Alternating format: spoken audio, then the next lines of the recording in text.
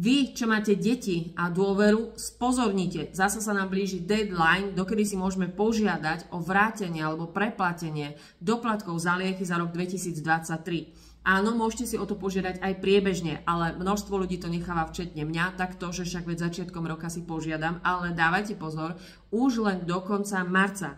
Treba si rozkliknúť buď mobilnú aplikáciu alebo prihlásiť sa do elektronickej pobočky a požiadať si o preplatenie všetkoho, čo tam mám za ten rok 2023. Lepšie je si kúpiť krásnu mikinu alebo sa dobre nájsť, ako im to tam nechať. Takže, a možno tam niekto bude mať aj viacej, že naozaj bude tam krásna suma.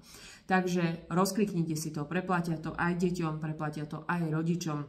Ak máte deti do 18 rokov. Ja všetky tie podmienky tohto príspevku alebo tohto bonusu či benefitu rozpíšem sem k tomu videu, tak si to poprosím prečítajte. Ak už potrebujete nejakú konkrétnu informáciu v rámci vášho konkrétneho prípadu, prosím, kontaktujte priamo poisťovňu Dôvera. Hej, budú vám určite vedieť viac a lepšie pomôcť ako ja.